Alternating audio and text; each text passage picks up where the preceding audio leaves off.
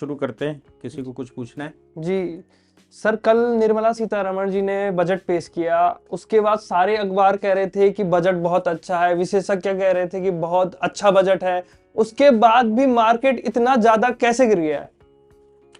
देखिए, इसमें तो कोई शक नहीं है कि बजट बहुत अच्छा है। बजट मतलब भारत की जो विकसित भारत है, विकसित भारत का बजट है। लेकिन मार्केट गिरना, मार्केट उस दिन खोलना, आप सोचो कि सरकार ने जितना मेहनत बजट पर की उसके अनुसार शेयर मार्केट खोला गया था, क्योंकि उनको, मुझे लगता है कि शेयर मार्केट को उम्मीद भी रही होगी, या जो हवाएं चल रही थी उनसे उम्मीद रही होगी कि जो बजट आ रहा है इससे मार्केट एकदम उछाल मारेगा। लेकिन मार्केट उछाल मारा नहीं, बल्कि इतना भयंकर गिरा।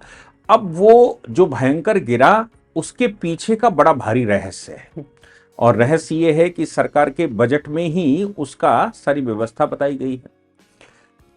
3 चीजें सरकार ने नई की। एक तो देखो, देश कैसे इंफ्रास्ट्रक्चर, 2 अलग अलग बातें हैं। एक तो ये है कि जो इन्वेस्टर है, खासतौर से मार्केट का इन्वेस्टर है, वो अपनी दृष्टि से देखता है, उसकी उसकी नजर सिर्फ मार्केट से पैसा कैसे निकलेगा और मार्केट से पैसा मैं कैसे बनाऊंगा, इस पर आता है। सरकार का बजट, विकसित भारत का, उस पर हम लोग चर्चा करेंगे, एक स्पेशल लेक्चर करेंगे कि पूरे परिदृश्य में भारत कैसा होना चाहिए था, भारत क्यों ऐसा है, और सरकार उसको कहां ले जाना चाहती है। लेकिन मार्केट का जो ट्रेंड है उसके पीछे के 3 कारण हैं कि मार्केट एकदम गिरा। देखिए, हम सब जानते हैं कि मार्केट में एक बड़ी भारी समस्या यह है कि आम आदमी पैसा लगाने से डरता है। हमारे यहां मूवीज में, या फिर हमारे यहाँ तमाम तरह के जो शॉर्ट टर्म नाटक चलते हैं उनमें भी कि साहब शेयर मार्केट में पैसा लगा दिए। शेयर मार्केट मतलब हमारे यहाँ जुआ। भारत में शेयर मार्केट का मतलब जुआ होता है। भाई, जिस किसी को भी जुआ खेलना हो तो वो शेयर मार्केट में पैसा लगा दे, बढ़ जाएगा, नहीं तो चला जाएगा, ये सोचकर लगाए कि पैसा चला जाएगा। अब इसमें जो आम आदमी जिसके पास पैसा है, जिसने बचत करके रखी है, वो मार्केट की तरफ नहीं जाता। क्यों नहीं जाता? क्योंकि मार्केट में वो गया और एफआईआई एकदम आया, शॉर्ट टर्म ट्रेडर एकदम आया। और ये जो शॉर्ट टर्म ट्रेडर है या एफआईआई है, और इसके अतिरिक्त एल्गो ट्रेडर्स, ये 3 तरह के ट्रेडर जो हमारे यहां आते हैं। एक शॉर्ट टर्म है, शॉर्ट टर्म का मतलब है कि वो आया और निकला, दिन भर उसके पास कोई व्यापार नहीं। ऐसे लाखों लोग सुबह से शाम तक कंप्यूटर पर बैठे रहते हैं, जिनका काम सिर्फ इतना है कि बढ़ा, उन्होंने कहा चवन्नी बढ़ी निकाल लो, उन्होंने कहा चवन्नी घटी खरीद लो। अब ये खरीदना बढ़ना दिन भर चलता है। इसके अतिरिक्त जो एल्गो ट्रेडर है, एल्गो ट्रेडर सेट कर देता है, कंप्यूटराइज्ड चूंकि मार्केट है, सेट कर देता है कि भाई 17 रुपए का हो तो खरीद लेना, और 17.5 का हो तो बेच लेना। फिर उसमें एक और वो ट्रेंड लगाता है, वो ट्रेंड लगाता है कि 16 रुपए से नीचे जाए तो मेरे सारे बेच देना, मैं पैसा निकाल लूंगा।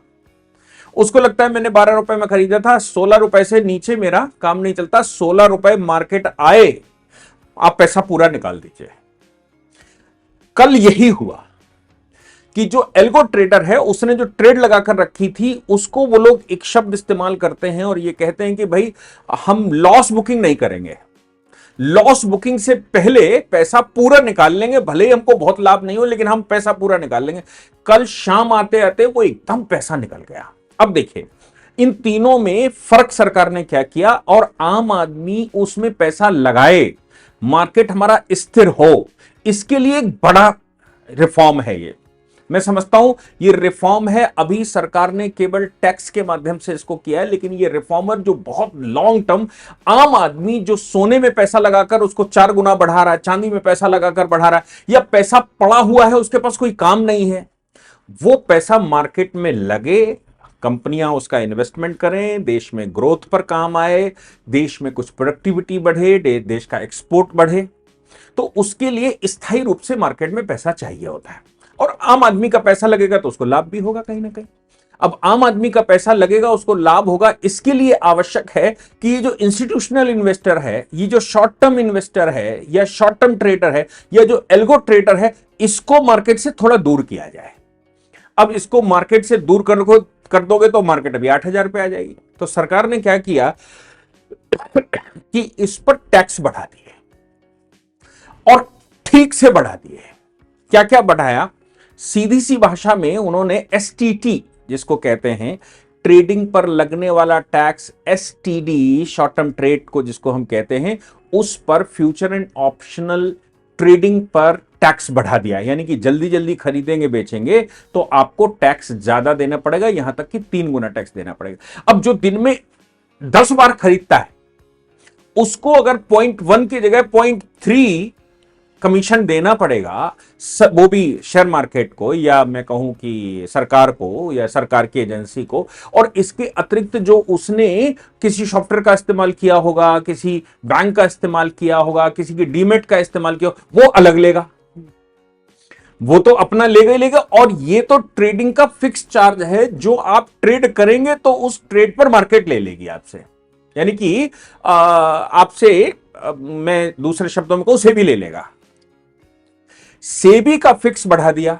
अच्छा, जो फिक्स बढ़ाते हैं, इसी जो ये लेती है सेबी, इसके आधार पर ट्रेडर भी लेता है। ट्रेडर से मतलब है जिसका आपने डीमेट अकाउंट खोल के रखा है, वो भी कहता है इसका 5%, इसका, तो यानी कि दोनों के बढ़ जाएंगे। अब जो 100 रुपए खर्च करता था उसको 300 रुपए देने पड़ेंगे। दिन में 10 बार खरीद ले तो 3000 रुपए की अगर वो प्रॉफिट बुक करेगा तो फिर 3000 रुपए तब वो जीरो पर आएगा। जो व्यक्ति 3000 रुपए, 300 रुपए टैक्स कर दिया, जो व्यक्ति 3000 रुपए पैदा कर रहा था, या उसमें जो पैदा करेगा, वो जब उनको दे देगा, 300 रुपए उसने टैक्स दिया, 300 रुपए बढ़कर बिके, तब वो जीरो पर आएगा। तो सरकार ने क्या किया, इन तीनों के टैक्सेस बढ़ा दिए और ये कहा, ये कोशिश की कि भाई जल्दी जल्दी जल्दी बेचोगे, जल्दी जल्दी आप एक काम करो, सेबी को पेमेंट दो। अब ये जो ट्रेडर है, ये तो दिन भर यही खेल खेलता था। इकट्ठा एफआईआई आया, पैसा लगाया करोड़ों रुपए का और शाम को लेकर चला गया। हमने सवेरे पैसा लगा देखा और दोपहर में लोगों ने कहा मार्केट बढ़ रहा है, खरीद लिया। शाम को वो इकट्ठे इंस्टीट्यूशनली पैसा लेकर चले गए। परिणाम क्या निकलता है, आम आदमी का पैसा डूब जाता है। आम आदमी पैसा लगाने से डरता है। भारत सरकार यह चाहती कि आम आदमी मार्केट में साल 2 साल रुके, वो अपने पैसा जो उसने बचत का रखा हुआ है वो मार्केट को दे, मार्केट को देने के बाद या किसी कंपनी को दे, कंपनी उस पर जो प्रॉफिट गेन करे उससे उसको लाभ हो, ना कि शेयर की ट्रेडिंग से उसको लाभ हो, क्योंकि वो ट्रेडर नहीं है, उसको मालूम ही नहीं है। भाई हमारे जैसे लोग हैं, हमने कहा 10 लाख रुपए मार्केट में डाल दिया, अब 10 साल बाद देखेंगे। अब हम 10 साल बाद अगर वो 10 लाख रुपया 30 लाख ना बना तो इससे अच्छा तो एफडी था। और 30 लाख इसलिए बनने की संभावनाएं कम हो जाती हैं क्योंकि एफआईआई आ गया था, शॉर्ट टर्म ट्रेडर बैठा हुआ था जिसने सिर्फ मार्केट बुकिंग करनी थी, जिसने सिर्फ प्रॉफिट बुकिंग करनी थी और वही खेल रहा था। तो अभी क्या है, उसकी वजह से आम आदमी का पैसा जो चला जाता है, मार्केट में जो अस्थिरता रहती है, इसको एक रिफॉर्म के रूप में लेना चाहिए। इसके अलावा एक और बड़ा काम किया सरकार ने, वो ये किया कि बायबैक पर टैक्स लगा दिया।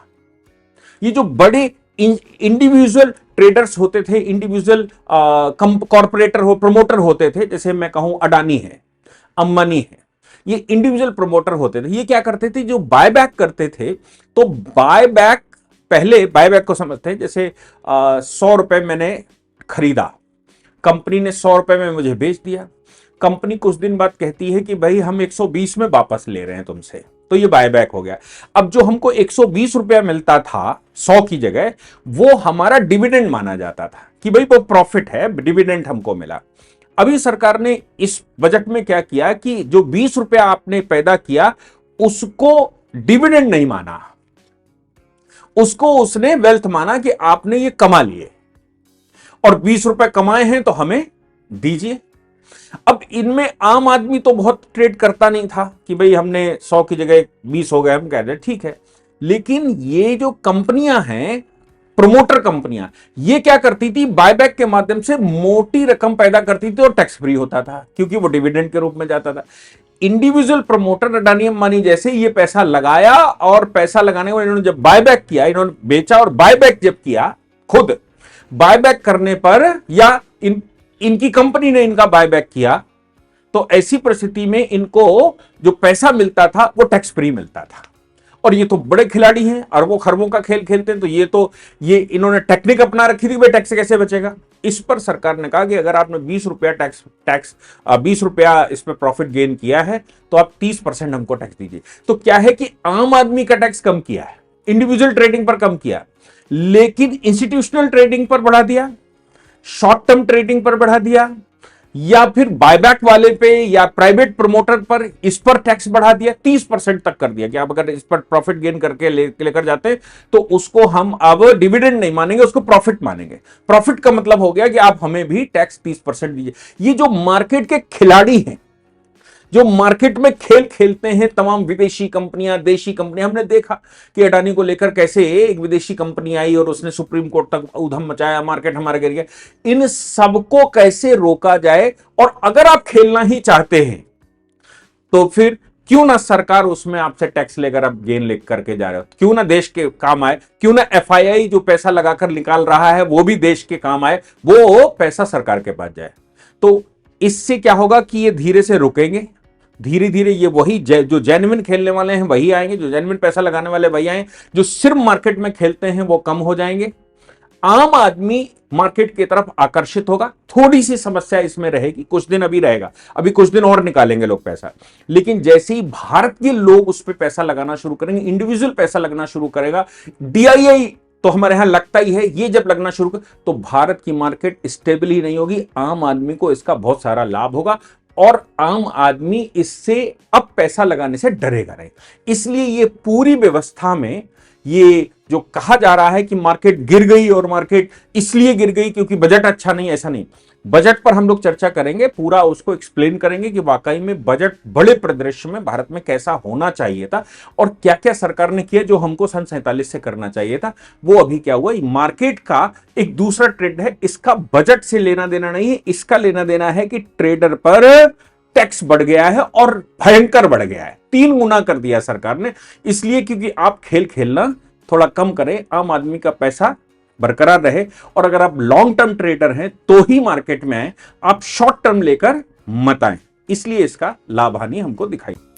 इस पूरी ऑर्गेनाइजेशन को चलाने के लिए आप नीचे डिस्क्रिप्शन से हमारे ऐप को डाउनलोड कर सकते हैं, जिससे कि लॉ स्टूडेंट्स को, लॉयर्स को और आम आदमी जो लॉ जानना चाहता है वो पेड क्लासेस का लाभ ले सकता है।